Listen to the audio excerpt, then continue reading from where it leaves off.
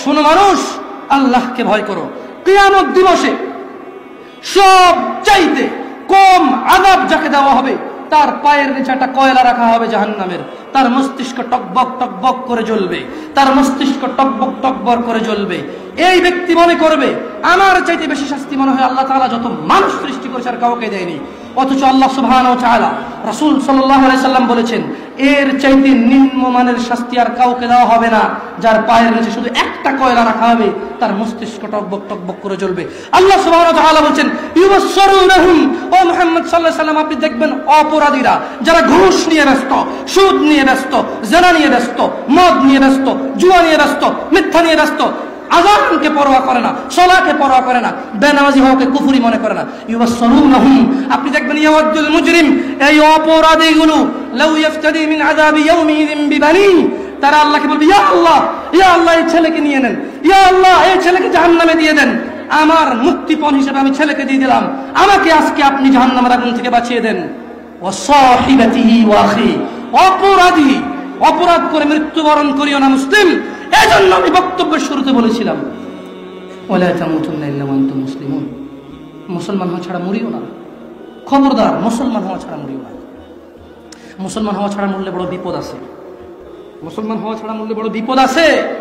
ইউবাসসিরুনহুম ইয়াওয়াদুল মুজরিমু লাউ ইফতাদি মিন আযাবি ইয়াউমিযিন বিবানি, সেদিন অপরাধী আল্লাহকে মুক্তিপণ হিসেবে দিতে চাইবে তার ছেলেকে, এত আদরের ছেলে যার জন্য এত আয়োজন, যার আকিকায় 10টা গরু জবে হয়, যার জন্মদিনে সিনেমার নায়ক নায়িকা এসে অংশগ্রহণ করে, যার জন্মদিনে কোনো মসজিদ মাদ্রাসা সে দান করে, যে খুন করে আসলে সে বলে আমার ছেলে নির্দোষ, সবচেয়ে বড় উকিলকে হায়ার করে।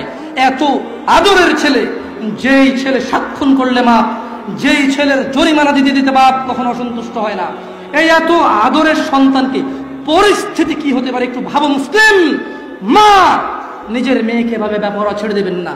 আপনি বাবা, আপনাকে বলছি ভাইয়া, চাচা, যদি খালি অপরাধী হয়ে মরো তবে শোনো সূরা মারিজ আল্লাহ বলছেন অপরাধী সেদিন তার মুক্তিপণ হিসেবে দিতে চাইবে তার ছেলেকে, ও সাহিবাতিহি ওয়া আখি, তার স্ত্রী তার ভাইকে, ও ফাসিলাতিহি আল্লাতী তুই, তার জ্ঞাতি গোষ্ঠী যারা ওকে আশ্রয় দিত, ওয়া মান ফিল আরদি জামিয়া সুম্মা ইউনজি, যখন হবে না আল্লাহ বলবে ছেলে লাগবে না তুই অপরাধী তোকে লাগবে, স্ত্রী আর ভাই দিব আল্লাহ বলবে হবে না তুই অপরাধী তোকে লাগবে।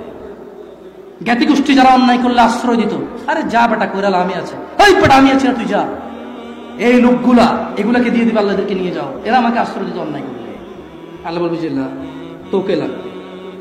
ও বলবে ওমান ফিল আরদি জামিআ, অতঃপর সে বলবে ইয়া আল্লাহ জমিন আর জমিনে যা কিছু আছে, সুম্মা ইউনজি, জমিনটা পুরো এই পৃথিবীতে যা আছে সব নিয়ে নেন, সুম্মা ইউনজি, অতঃপর আমাকে নাজাত দিয়ে দেন। যেই রব আহ্বান করে বলে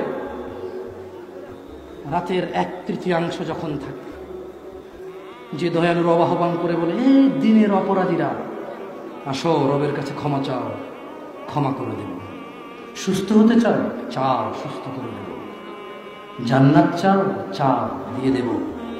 এত দয়ালু রব যিনি বলে বান্দা তুমি জমিন থেকে আকাশ পর্যন্ত গুনাহ নিয়ে আসো, আমি রব জমিন থেকে আকাশ পর্যন্ত দয়া নিয়ে আসবো, আমার সাথে শিরিক করো না। এত দয়ালু রব সেদিন ওই অপরাধী হয়ে যদি মারা যান, তাহলে এত দয়ালু রব যিনি মানুষের হৃদয়ে ধুলা কণা এর চাইতে কিছু একটা ছোট্ট, বোঝা যায় না, বলা যায় না, ভাষা নাই, কিন্তু কিছু একটা ছোট, বাস এর ছোট আর কিছু নাই, এটা বলা যায় না, নাম হৃদয় ঈমান থাকলে জান্নাতে দিবে। এত দয়ালু সুবহান আল্লাহ।